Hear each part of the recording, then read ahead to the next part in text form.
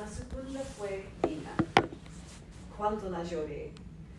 Su hermana había fallecido 4 años después de que concertara su matrimonio. So Dina is married off to her widowed brother-in-law. And this, again, is according to tradition. This is tribal tradition. So the older sister died within a few years of marrying. And the husband says, I can't get enough money together for another bride price. I can't afford to, get another bride. And tradition therefore dictates that it has been such a short period of time since he invested in the original bride that the family, in a sense, owe him a replacement. This is me paraphrasing. This is my take on it, my summary of it. But basically, this is what happens. He comes and he says, I paid for my bride. She died. I have 3 small children, and tradition dictates that you should give me one of her sisters to look after the children. So Dina is married off to her widowed brother-in-law, according to custom. So that's 2 of them dealt with. And we have this discussion about bride price. So he says that he can't afford it anymore because some women, the price is even €1,500, which is a huge sum of money in Equatorial Guinea. Okay, so off she goes. Dina is sent off to her new home to look after these children and be a substitute wife for her dead sister. And Okomo doesn't even get a chance to say goodbye to her. The third is poor Pilar. And this is where we get the clear revelation of what I mentioned before.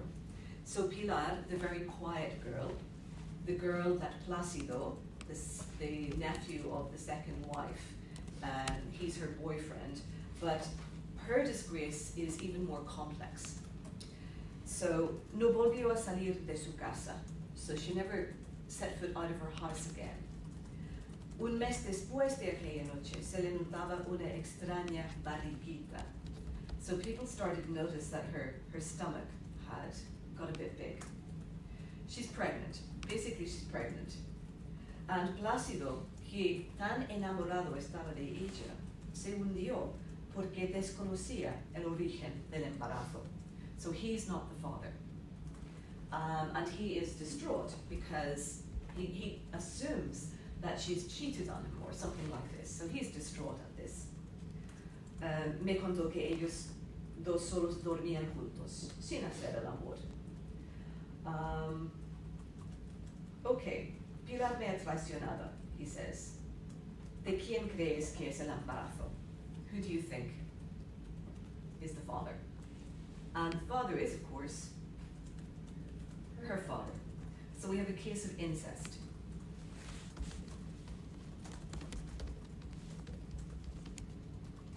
Okay, so Okomo doesn't know what to tell Plácido because she has heard that en la aldea se comentaba, so this is the rumors in the village, que Pilar viajaba de noche a reuniones de brujería con su padre. So she goes at night to witchcraft meetings with her father. So witchcraft, witchcraft, witchcraft. Every disgrace is attributed to witchcraft, rather than confronting the actual truth, that she's being abused at home by her father. So he doesn't believe this. Plácido can't believe it. And Okomo once again tells us that hasta que empezó a crecer el embarazo de Pilar, no me di cuenta de muchas cosas. I hadn't realized a lot of things. So one of the things that we see in this short novel is Okomo becoming more aware of how her world works. So this is among the things that had never occurred to her before. This kind of evil.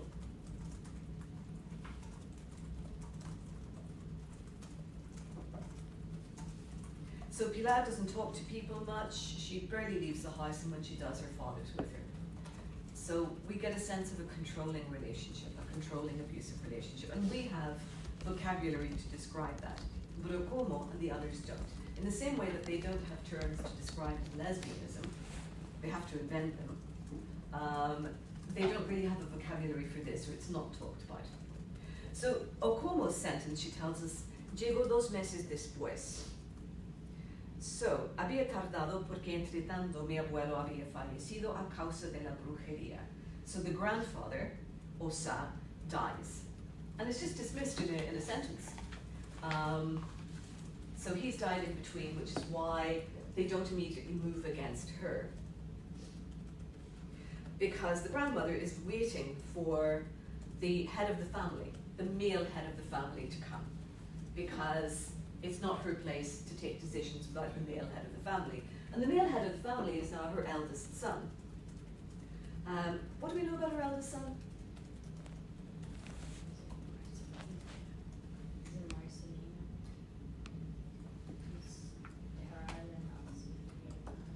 He's not properly seen to be a man or runs at risk because he can't father children. What else does he do? He smokes a lot of weed. So the grandmother is still deferring to him as the head of the family, the male head of the family. Regardless of whether he's been able to father children, which is one of the things that's expected of a man, regardless of whether he smokes weed, she waits for him to arrive before proceeding with what to do with her granddaughter. Durante todo ese tiempo mi abuela no me había dejado sola ni siquiera un minuto. So her grandmother is not just watching her, but keeping her close. So she's allowed no freedom at all. She's not allowed to go to school anymore. She has to sleep in the same bed as her grandmother. Her grandmother is, and I mean literally, not letting her out of her sight. Le preocupaba que continuara practicando costumbres indecentes o sexo con mujeres. Así que abandoné la escuela, los juegos, ya no me marchaba por agua, dormía con ella. So she's not even allowed to go to the forest to get water. None of the tasks that she did before. Social isolation and control again. And she says, finding my father had also become impossible. And she misses her uncle Marcelo, the cousin of her mother. And she says, mi voz se apagó. My voice stopped working. It just stopped. So she's internalized this kind of trauma, this kind of control, and she can't speak anymore.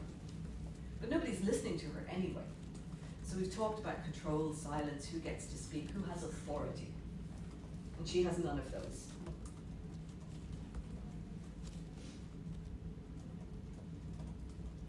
We actually have some physical punishment. Her grandmother, she describes how her grandmother expects her to lift the hot plates with her bare hands. So it seems as if the grandmother is also trying to physically cause her pain. But this is part of fine tradition. This is how a woman shows that she's a real women never show that they feel pain.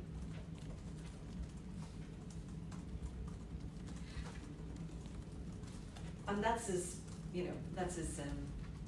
dangerous an idea as real men never show pain.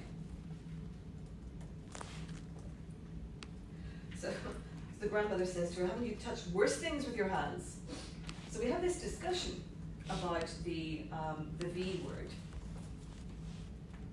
I don't mean virgin, I mean the other V word, the one that has a play with monologues in the title. Vagina. So the grandmother is even horrified at the idea of talking about this. This for her is a site of disgust. So this is an internalization of misogyny. That parts of a woman's anatomy, which are normal, are considered to be so taboo, so indecent, that women aren't even supposed to touch that. As a woman, you're not supposed to touch that. That's wrong. It's only allowed for men to touch it. And this is part of the discussion she has in 106. And O'Connell does again say, well, look, if it's bad to touch it, is that not the case with men as well? She says, no, men are allowed to. La vagina, por ejemplo, que asco, oh, how disgusting. So the language of disgust and shame is something else that's used for control. There's been a lot of studies around this recently. It's an idea people are really interested in. So shame, disgust. It's one of the ways how you teach children to be careful of things that are going to be a danger to them. So imagine a kid drops something on the ground near where dogs do their business. What are you going to say if they try to pick it up and put it in their mouth? You're going to say, oh no, it's dirty, drop it. So it's a way of teaching children how to be safe.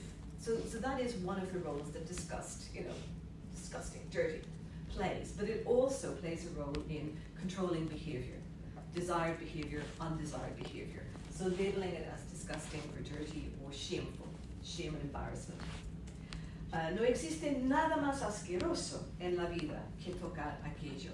Nothing more disgusting in life than touching the vagina. Who knew? I did not know last semester that I would be standing, because this is a brand new text. I've never taught this before. I didn't know I'd be standing here talking about stuff like this. There you go, here I am. Brave new frontier for me. Gosh, what next? Anyway, let's see. Enfurecida. Solo los hombres la tocan, las mujeres no. La tradición se respeta y tú la has violado junto a estas tres muchachas indecentes. So the grandmother is trying to find a boyfriend for her, because that'll fix things, get her a boyfriend. And she does find somebody called Pequeño. That's his name? He's called Pequeño.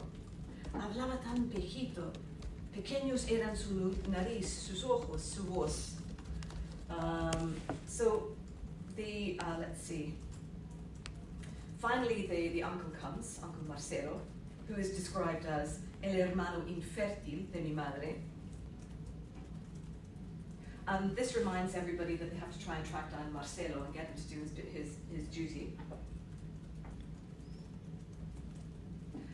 Aquel hermano de mi madre se pasaba la mayor parte del tiempo fumando. Le encantaba el manga. So this is all he does. And he tells them to go and get things for him. Una tarde tuvo ganas de salir a pescar y para ello necesitaba cebos. And the abuela says, Pequeño irá a por los cebos acompañado de mi nietecita. And off they go to the forest, where Pequeño sexually assaults her. Because this is an idea, I don't know if you've come across this before, corrective rape. I don't know if you've come across this term before. Corrective rape is when it's the idea that you can return a woman to the right path and turn her back from lesbianism by having a man forcibly have sex with her. Corrective rape, it's an actual term. Now obviously it's still rape and it's still wrong. And the thing about the way it's presented in this short novel is she is extremely distressed by this, obviously. And so is Pequeño. He has been told to do this. The grandmother told him to do this. And what we end up with are two young people, because we can only imagine he's quite young himself, and he follows her back from the forest, pleading forgiveness and completely distraught himself that he's done this. So he had no idea, until she reacted the way she did, that he was doing anything wrong. This is part of the issue. So this is something that is damaging to everybody. This is one of the things about a very patriarchal culture like this. It's so damaging to the men and the women. It's very damaging to each of them, because everybody is so rigidly held within certain norms of behavior. And it does have huge consequences emotionally. So Pequeño, she says, regresé al pueblo enfadada y llorando. So she's furious and also deeply upset, page 107. Mientras Pequeño caminaba detrás de mí pidiendo perdón. So that didn't work. That horrible description of what poor Pequeño doesn't work. So it's decided that she'll be sent to live with her uncle in Azok Avia. And this is the town where her father lives. So this is an opportunity. Un pueblo situado a varios kilómetros del nuestro, donde residía mi padre, she tells us. So once again, she goes to a town where she can see la zona de residencia de los Mitangan, so where the European people live, where the white people live, bastante lujosa y separada de la que acogía a mis compatriotas. So within her own country, as somebody from Equatorial Guinea, when she goes to these towns, as we've seen in all of the towns, the European side of town is much more luxurious, much better appointed than the place where the native people live, or the people of Equatorial Guinea. So she describes again how the buildings are built on both sides. There's a clear difference between them. Mi nueva familia y yo cruzamos caminando el pueblo. El hermano de mi madre se quedó en un local que se denominaba Economato, una tienda que ofrecía todo tipo de productos occidentales y pertenecía a los Mintangan. So this is a shop run by Europeans which has brought in imported European goods.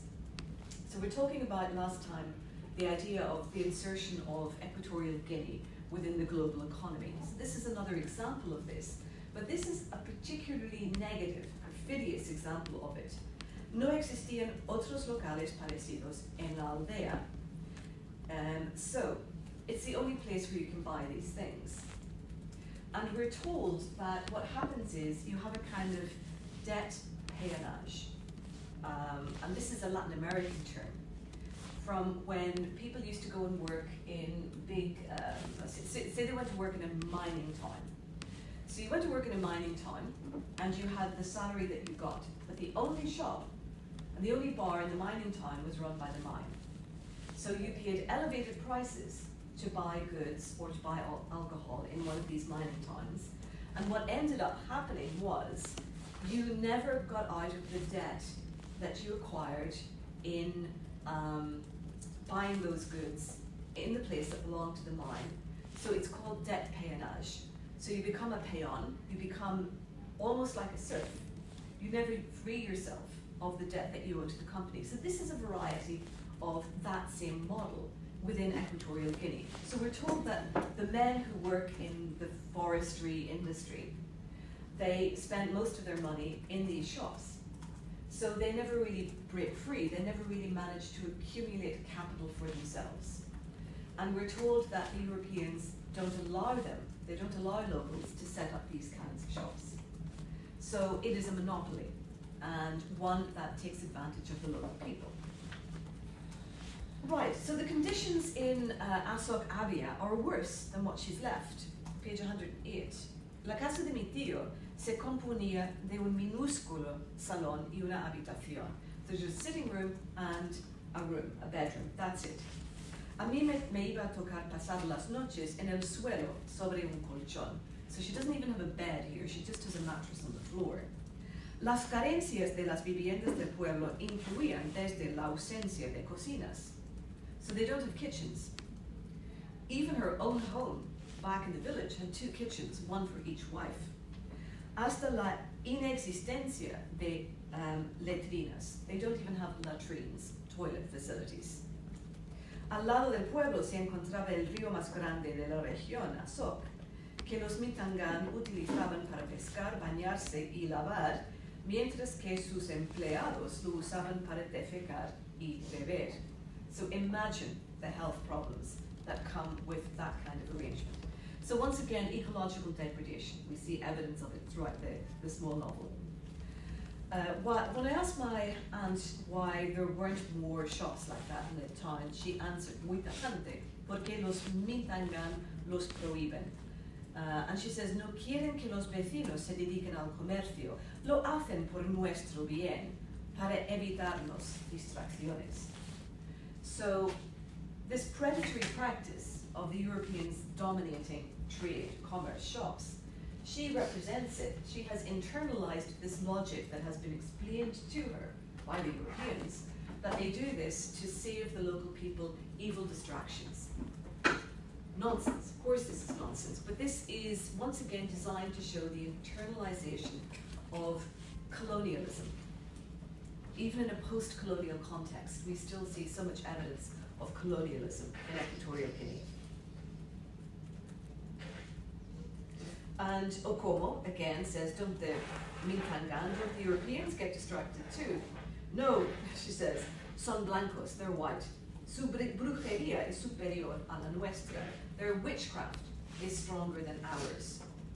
Again, this is a colonial sentiment. This is the internalization of a colonial sentiment that somehow the whites are superior or have an innate superior power. They're magic. is stronger than ours. ¿No sabes que el hombre blanco es hermano de Dios?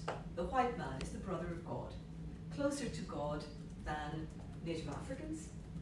So this is a naive, as I say, repetition of colonial ideas that you would imagine in a different post-colonial context, one in which there had been some investment in education by the state. These people might have different attitudes about themselves and their own place in the world vis-a-vis the colonizers, including the post-colonial colonizers. Right, so,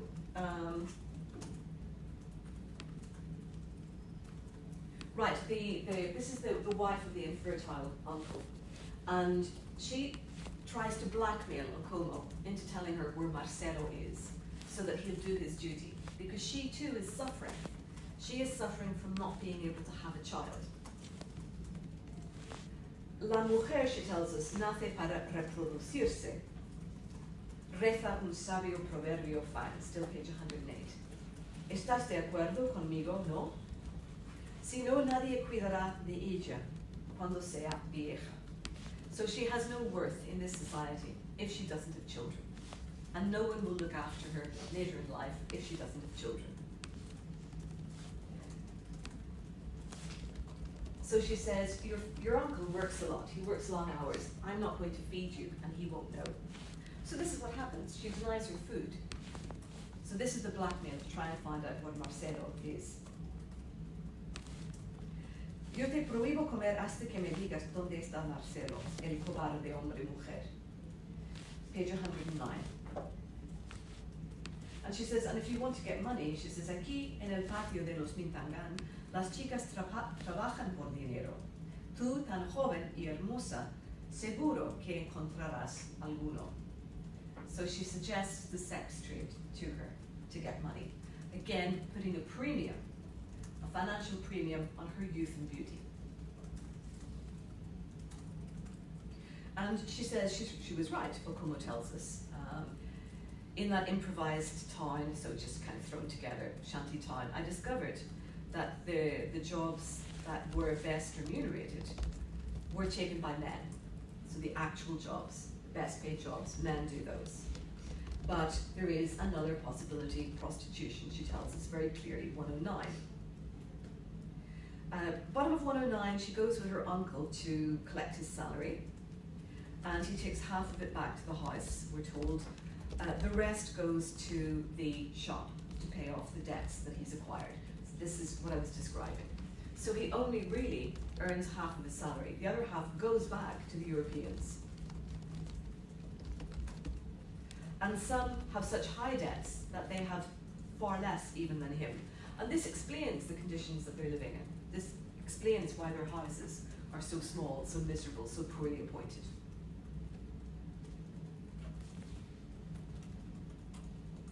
Okay, page 110. She sees the women in the residential area of the Europeans. Unas 50 mujeres, she tells us. La mayoría no tenía ni 20 años, all very young. Todas necesitaban llevarse a casa algo de dinero que obtenían a cambio de dar placer sexual. En este grupo se encontraba Linda. So her friend Linda, who was married off to pay her father's debts, has fled from that marriage and is now supporting herself through the sex trade. And the two of them are initially very embarrassed about speaking to one another, but they do. Me han desterrado a este pueblo perdido con mi tío, says Okomo.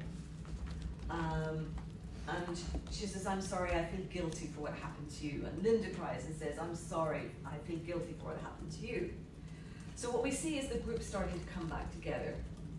Pilar y yo no nos tomamos muy bien el abandono de Dina, she explains. We felt bad because you had co-opted Dina. That's why we did it. Okay, he huido del matrimonio. No pude aguantar al hombre al que papá me entregó para saldar su deuda. Me quedé mirándola sin dar crédito. So Okomo can't believe this. Wow. Me violaba. He raped me. He used to rape me. So she has fled an arranged marriage, which was an abusive, violent marriage in which she was routinely raped. No tenía a dónde ir. I had nowhere to go. Ahora vivo en el bosque con Marcelo. Now I live in the forest with Marcelo. Y los fines de semana vengo aquí a buscar dinero. On weekends I come here to get money. So, in one sense, she's leading this kind of idyllic utopian existence in the forest with Marcelo. Freedom, love, support, solidarity, but it is at the price of coming into this economy on the weekends to make money through the sex trade. And she asks, what happened to Dina? También está viviendo en la selva, so she too has gone to the forest. She misses you. She also fled her marriage. Pilar is also with us, and she's had a child. We're all together now. This novel, it happens really fast. Everything happens really fast. You know, you'd expect something, anyway, so they're all in the forest now. The only one who's missing is Okomo. And Okomo feels sorry for poor Plácido because he loved Pilar so much. So the child, el hijo es de su padre. So the child is the child of her own father. So this is the first time it's clearly stated that the child is a product of incest. Madre mía, says Okomo. And we're also told, su padre mató a su madre. So not only did he rape his daughter, but he murdered his own wife, the mother. So su padre mató a su madre porque le descubrió una noche violando a Pilar cuando era pequeña. Y tu tío la está ayudando mucho, tanto con la niña como con apoyo psicológico. So Marcelo is now, again, offering refuge and psychological support to the girl who has suffered this trauma. En el pueblo todo el mundo cree que la muchacha se quedó embarazada por culpa de la brujería. Por eso les rechazan a ella y a su hija. So Pilar has been forced out of the community because she has this inexplicable pregnancy. And so the only possible cause, according to the ideas of the Fan community, is witchcraft. Therefore, they don't want the child. The child is a product of witchcraft. Now, you might ask yourself the question, how much of this witchcraft idea is used to gloss over things that the community doesn't want to really face up to or call by its name? But either way, the victim of this situation is the one who is forced to leave the community, not the abuser. No pasa nada. ¿Cuándo vienes a la selva a vivir con nosotros? And she says, I'll come soon, but I need to find my father. So this is the last piece that needs to be completed before she goes to the jungle. And she explains that she's been denied food by her aunt, and Linda gives her some money, helps her out.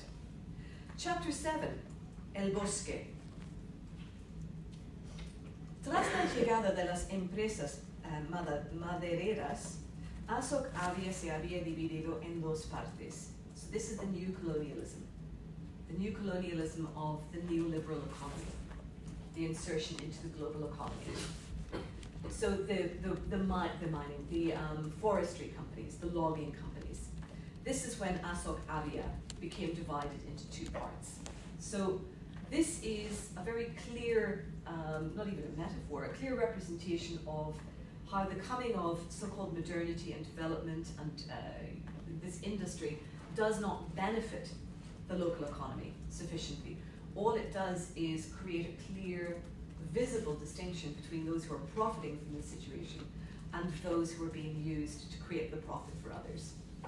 So it's an implicit criticism of the capitalist order as it works in this corner of Equatorial Guinea. So, okay, the Mitangan, the Europeans, and sus sufridos empleados, as they're described, live in one side and the locals in the other. Para encontrar a mi padre, tuve que atravesar el río que dividía a las dos comunidades, cubrirme la cabeza con un manto y agachar el rostro para no ser reconocida por algunos compañeros de trabajo de mi tío. So she has to sneak through the town. Me encontré con dos niñas en las calles del pueblo cargando en la espalda a sus respectivas hermanitas. So she comes across two little girls carrying their even littler sisters on their backs. This typical thing that we've seen before of young girls doing this kind of hard labor and working out, carry your sister to work, great, well, whatever, anyway, sorry. I don't have a small sister, I never benefited from this. So they have this hard physical labor that we seldom see men completing. So they brought her, they know where he lives because she has his name now, and they bring her to his house.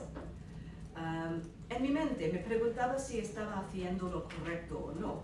Al final decidí que me hacía falta conocer la verdad para no vivir siempre con la duda. She needs to know.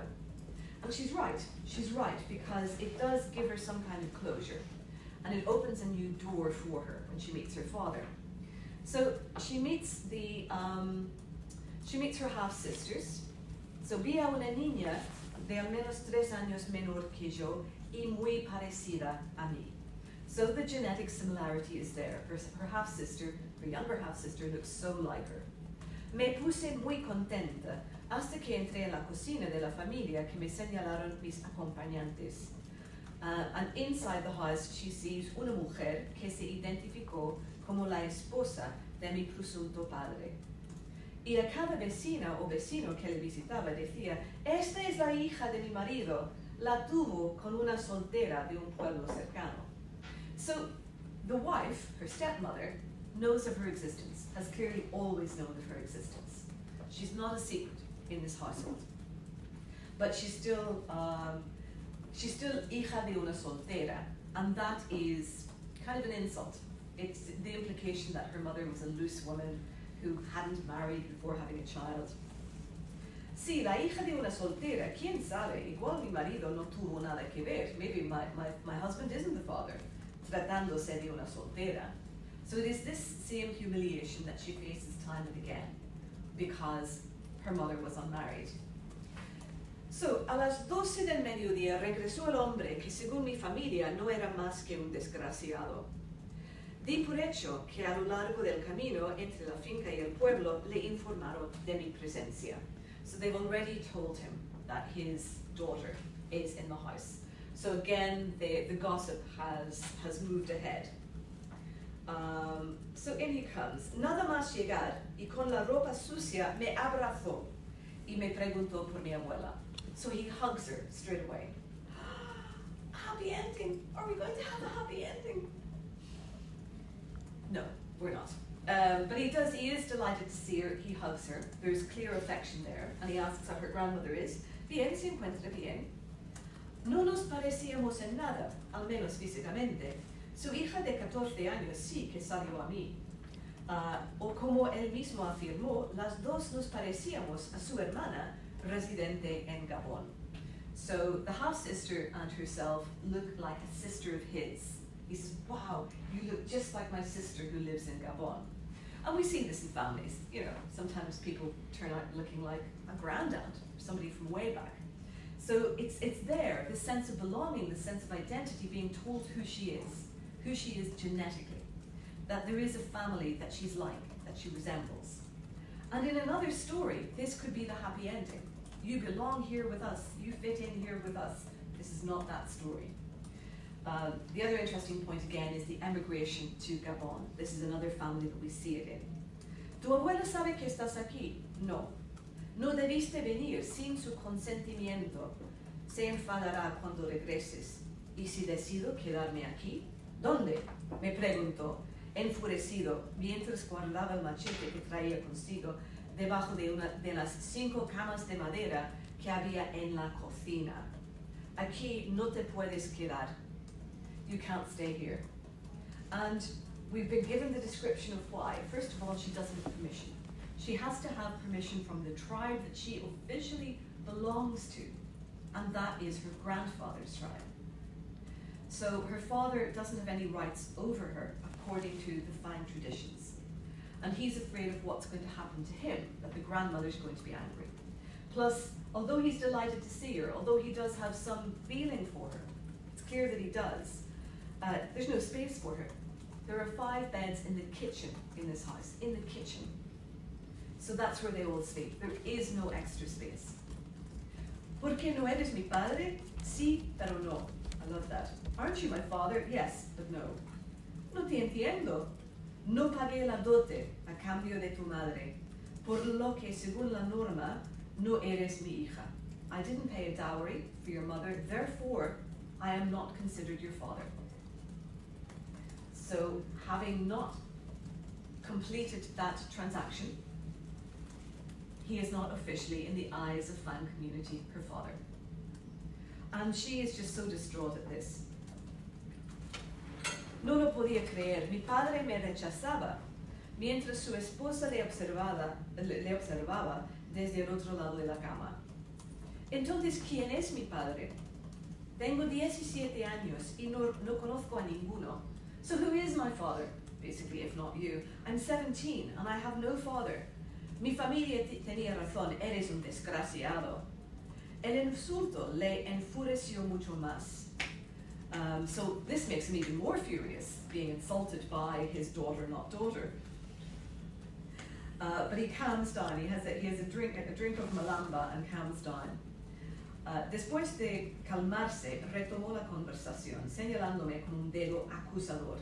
We have seen this dedo acusador many times in this short novel. Before, it was the father that always pointed the dedo acusador to her. Mira, hija, en 4 ocasiones que quise traerte conmigo. So 4 times I wanted to bring you with me. So he has not abandoned her. He has made efforts to be her father, but her mother's family and custom militated against that. La familia de tu madre se negó, alegando que no pagué la dote. They refused because I hadn't paid the dowry. ¿Y sabes por qué me llaman desgraciado? Porque no respeté las costumbres que me privan estar contigo. So they call me desgraciado because I didn't respect the customs that don't allow me to be with you. So he is another character that we see going against custom. So we're not quite sure where to put him in our panorama of characters. No puedes quedarte conmigo porque tu familia me denunciará. Las leyes están a su favor. The law is on their side. So she can't stay. They wouldn't let her. Además, si a partir de ahora me hago cargo de ti, now this is the clincher, if from now on I take charge of you, I take responsibility for you, in the end, the tribe of your grandfather will benefit from my effort, and not mine. So the Great Fang community and solidarity is limited to which particular clan or tribe you belong to. So if he invests money in her upbringing from now on, he considers that. So he's enough of a rebel to say, I didn't pay the dowry, but we wonder now how motivated by money perhaps was he in that? Because paying the money he sees would be, paying any money for her would be a benefit to the other tribe rather than investing that money in his own. Y según las leyes, no soy responsable de ti. So that's it, that's her encounter with her father. Last page, 116. No lo entiendes, dije, reteniendo las lágrimas. Nadie se siente responsable de mí. So no one takes responsibility for her. Nobody looks after her. Es verdad que mis tías y mi tío a veces me ayudan, pero no es suficiente. Solo me socorren cuando han atendido previamente a sus hijos e hijas. Lo que quiero es un padre. ¿No lo entiendes? So yes, her aunts and uncles sometimes give her presents or offer to take her and have her educated, but it's only after they've looked after their own children first. She's always an afterthought. She's always second. Pero mis justificaciones no sirvieron de nada. Mi padre me mandó regresar al lado de la familia de mi madre porque solo era eso, una bastarda. De forma que me marché a la selva con Marcelo. So this is the final decider, the closing of this door with the father, this dream that she's had, this dream that her father will somehow save her. It's kind of dream based on a form of patriarchy, that the Father is the great Savior, he'll make everything right. He's just a person. He's just an ordinary person conforming to the norms of society in some ways. A person who clearly did love her, was interested in her, but puts financial matters and other things above that. So her final option is to go to the forest with Marcelo. El hombre, mujer y las tres chicas, la única familia que la vida me había dado. So this is the only family she truly has. And it's this liberating idea of creating family, not defining yourself by the family that you're born into, creating something new, some other form of family, outside of those parameters. Dina se alegró mucho al verme. Las dos nos adentramos en el interior del bosque para pasarlo bien. I like that. That's the kind of euphemism I like. We went into the woods to have a good time. I can deal with that. That's nice. El bosque de mi pueblo constituía el único refugio de las personas que no encontraban sitio en la tradición familiar. So the forest is the only refuge for those who don't conform to society or have a clear space within it. Como yo, como la hija de una soltera. And this is the last line. Bastarda yo, una mujer fan. Bastarda yo, la hija de una soltera fan. Bastarda yo, lesbiana. So it has this kind of declaration of something new at the end. The idea of creating a different kind of genealogy, a different kind of pride based around what she actually is. And we'll come back to all of these ideas because what time is it? Oh, hang on. Have I still got 10 minutes? God, I'm efficient. Well, let me